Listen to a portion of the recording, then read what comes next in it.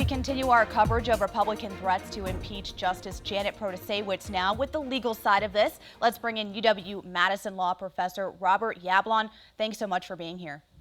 Good to be with you. Before we jump into impeachment law, let's start with recusal. Now, Republicans want Protasiewicz to recuse herself from redistricting cases.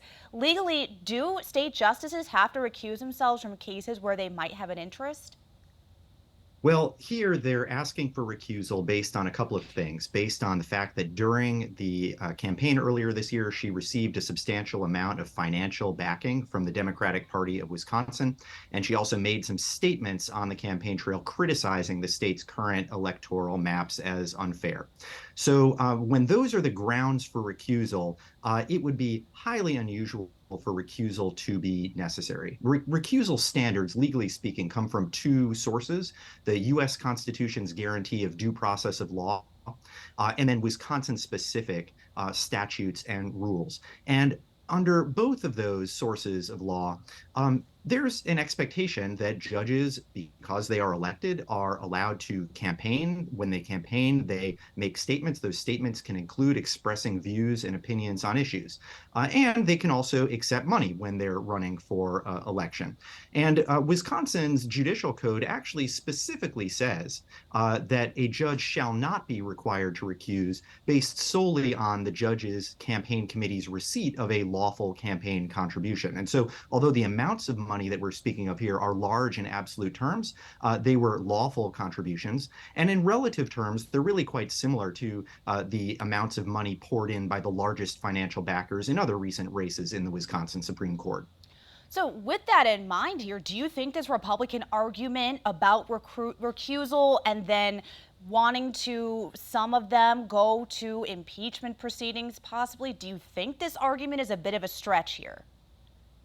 Legally, it likely is. In fact, there would be two high bars that the legislature would need to clear here if they wanted to pursue impeachment. Bar one is to show that, in fact, legally speaking, Justice Protasiewicz is required to recuse in these matters. And as I said, recusal based on campaign funds or statements is exceedingly rare in Wisconsin and elsewhere in the country. There have been other recent cases in Wisconsin where justices received significant sums of money from particular backers who had interests in cases, and nevertheless they sat on the cases. The rule about the justices not having to recuse based solely on campaign contributions was actually a rule that the conservative justices adopted a little bit more than a decade ago. The rule was literally written and proposed by two of their largest financial backers. So step one is to try to clear the hurdle of showing that recusal would be required here. Oh, and with respect to campaign statements, the U.S. Supreme Court has made quite clear that judicial candidates have a First Amendment right to express their views and opinions on issues. And judges really only run afoul of that if they go a step further and make direct promises or commitments to rule a particular way in a particular case. So if they are not able to show that recusal is required, then they really don't seem to have much of a basis to pursue impeachment.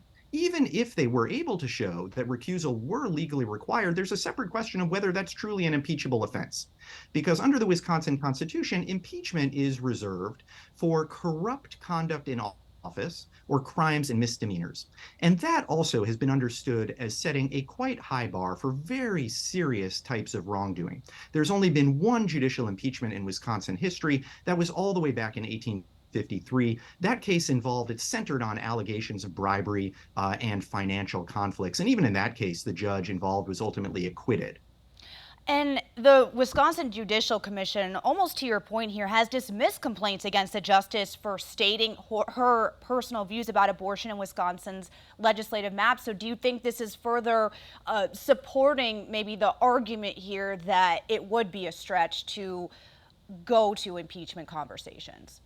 It certainly is something that is favorable to Justice Protasiewicz's case here. You know, there were these complaints made about the statements that she made in her campaign. We have a mechanism in Wisconsin within the judicial branch. There's an independent body, the State Judicial Commission, that investigates complaints of misconduct.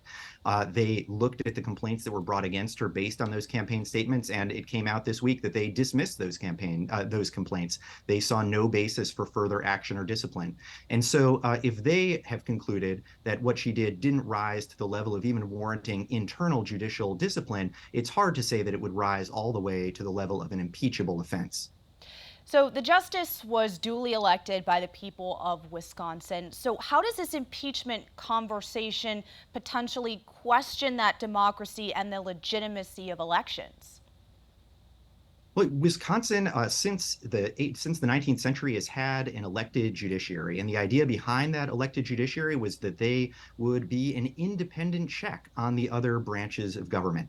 And so, when you have a popularly elected justice, one who was put in office by a majority of Wisconsin voters statewide just this year, when the legislature comes in and tries to remove that judge because they're afraid of what that judge might do, that does really call into serious question the separation of powers in this state and the idea that we have an independent judiciary that ought to exist as a check on the legislature, including in instances like redistricting, where the argument that's being made in this case, and we don't yet know how this case will turn out, but the argument is that the legislature has gerrymandered its maps to essentially entrench themselves in office, even when a majority of Wisconsinites aren't supporting them.